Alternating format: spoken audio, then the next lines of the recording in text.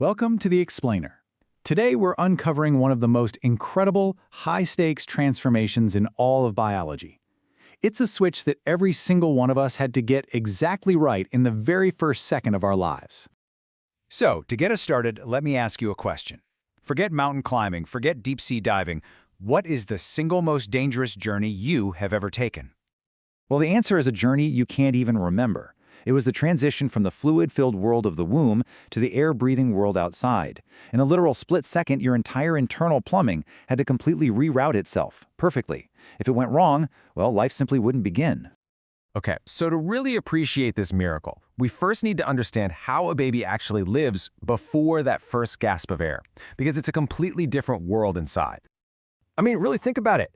The lungs are there, of course, but they're filled with fluid. They can't be used for breathing. So how on earth does a fetus get the oxygen it needs to grow? The body has this absolutely ingenious solution. The placenta. It acts as a temporary external lung, providing all the oxygen the baby needs. And to make this whole system work, the fetal circulatory system uses two brilliant shortcuts to bypass the real lungs almost entirely. The first shortcut is this clever little trapdoor. It's called the foramen ovale, and it's a small opening between the heart's upper chambers. It lets that oxygen-rich blood coming from the placenta cross directly from the right side of the heart to the left, basically skipping the trip to the lungs altogether. And the second one is the ductus arteriosus. This is a special little vessel that connects the two main arteries leading the heart. So any blood that didn't already sneak through that trapdoor gets shunted away from the lungs and sent directly out to the body. These two shortcuts make sure the lungs only get a tiny trickle of blood, just enough to keep them healthy while they develop. All right, now for the main event, the moment of truth, birth. This is when that entire, beautifully designed system has to get thrown into reverse, instantly. You see, that first gasp for air isn't just one event. It's a trigger. The sudden shock of cold, the feeling of air on the skin, it stimulates that first breath, which sets off this rapid-fire, life-altering chain reaction. And what's so wild is the contrast.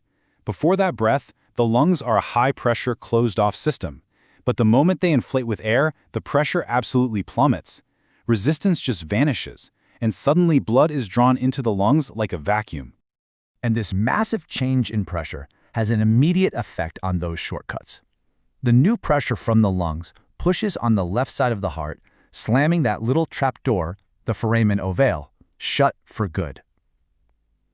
At the same time, the sudden flood of oxygen in the blood is a signal for the ductus arteriosus to squeeze itself closed. Just like that, the bypasses are offline. The result of this incredible switch? Well, it's the creation of the adult circulatory system, the exact same system that we're all relying on right this second. With those fetal shortcuts gone, blood can no longer bypass the lungs. It has to follow this new, essential four-step path: in, to the lungs, back from the lungs, and out to the rest of the body. The switch is complete. Circulation is officially online. But you know, this whole process is unbelievably delicate. So what happens if the switch doesn't go smoothly? This is a very serious risk, especially for premature infants. The condition is known as respiratory distress syndrome, or RDS, and it happens because the lungs simply aren't ready to make the switch. They're missing one absolutely crucial ingredient. And that crucial ingredient is a substance called surfactant. You can think of it like a coating that stops the tiny air sacs in the lungs from collapsing and sticking together when you breathe out. The problem is, premature babies often haven't produced enough of it yet. So, without that surfactant, every single breath is a monumental struggle. The air sacs collapse, the lungs can't stay open, and that critical drop in resistance, it never happens. This kicks off a devastating domino effect.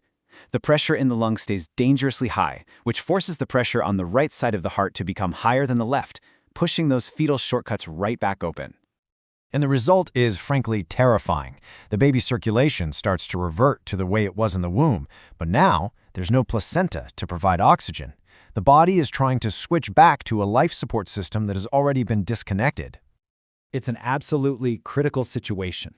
So how do we help these tiny infants complete their journey and finish this great switch?